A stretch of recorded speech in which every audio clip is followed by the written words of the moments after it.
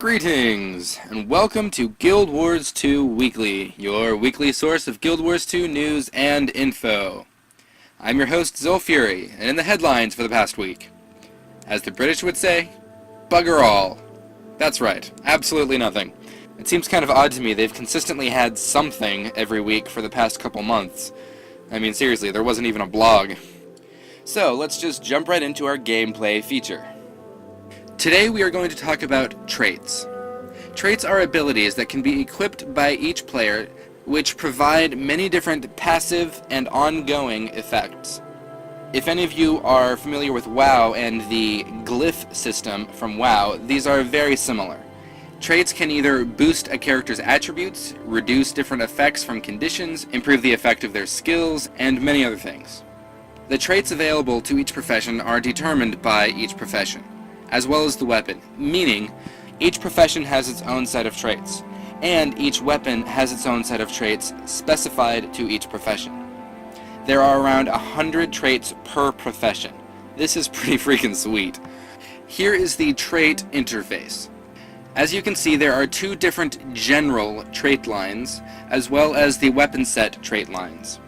All of these can be equipped at any one time. However, only the traits for your current weapon set will be active. Meaning, if you're a warrior and you have a great sword for one weapon set and a sword and shield for the other, if you are wielding your great sword, only your great sword traits will be active, and the ones for your sword and shield will be inactive until you switch to them. This is pretty basic, but you know. Anyways, there are two different types of traits. There are major traits and minor traits. The standard is 1 major, 2 minor. As you can see on this screen, the 5 pointed stars are the major, whereas the hexagons are the minor. The only exception to the 1 major, 2 minor rule is the elementalist, because they lack the ability to switch weapons, therefore they have 1 major and 2 minor for the main hand and 2 minor for the offhand, and a staff equips 1 major and 4 minor. This is as opposed to every other profession, which has 1 major and 1 minor for the main hand, and the offhand only has 1 minor. Anyways, so how do you get these traits? Well, you get traits through PvE by completing different profession challenges that are scattered all over Tyria.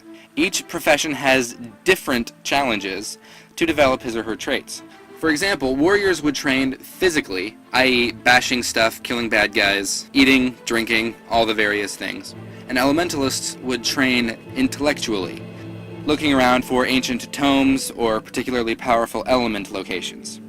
Each trait is individually collected, and no traits require any other traits to be used. That's pretty cool.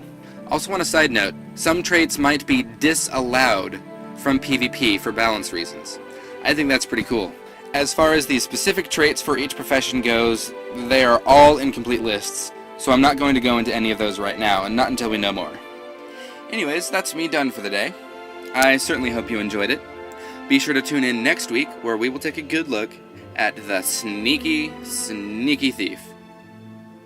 I'm Zolfury, and I'll see you then.